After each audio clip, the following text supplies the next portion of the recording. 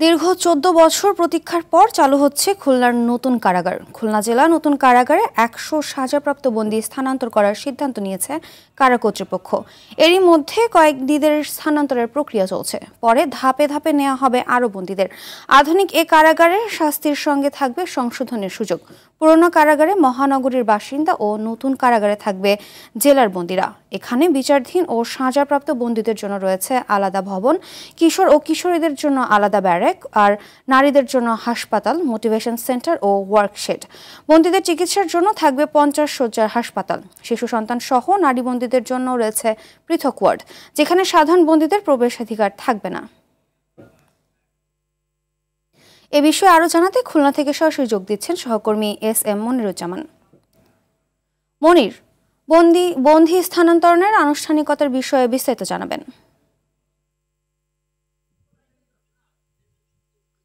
হ্যাঁ, যেমনটা বলছিলেন, দীর্ঘদিনের প্রতীক্ষার পর আর অল্প সময়ের মধ্যেই কিন্তু খুলনার পুরাতন যে জেলা কারাগার রয়েছে সেই কারাগার থেকে নতুন জেলা কারাগারে বন্দী স্থানান্তর অনুষ্ঠিত হবে।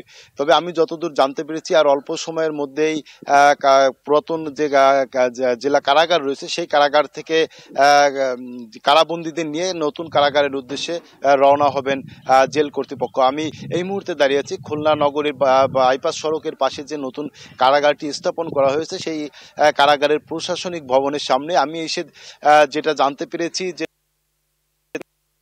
বলছিলেন 100 কারাবন্দী নিয়ে আজকে তাদের যাত্রা শুরু করছে এবং পরবর্তীতে ধাপে ধাপে কিন্তু তারা খুলনার যে 9টি উপজেলা রয়েছে উপজেলার যে সকল কারাবন্দী পুরাতন কারাগারে রয়েছে তাদেরকে এই নতুন কারাগারে স্থানান্তর করবেন।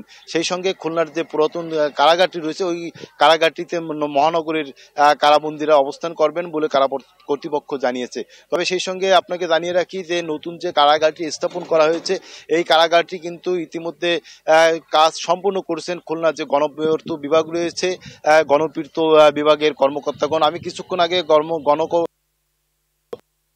বলেছিলাম, তিনি বলেছেন যে তাদের যে 288 কোটি টাকার কাজ ছিল সেই সকল কাজ ইতিমধ্যে তারা সম্পূর্ণ করেছেন। তারা ইতিমধ্যে কারা কর্তৃপক্ষকে তাদের সকল কিছু বুঝিয়ে দিয়েছেন এবং তারা অপেক্ষা করছেন যে নতুন কারাগারে যে সকল কারাবন্দী আসবেন তাদেরকে দেখার জন্য একটি সুন্দর পরিবেশ অপেক্ষা করছে বলে তারা জানিয়েছেন। তবে আর অল্প সময়ের মধ্যে আমি যতদূর জানতে পেরেছি যে পুরাতন কারাগার থেকে কারাবন্দীদের নিয়ে রওনা দিবেন কারাবন্দীদের গাড়িটি।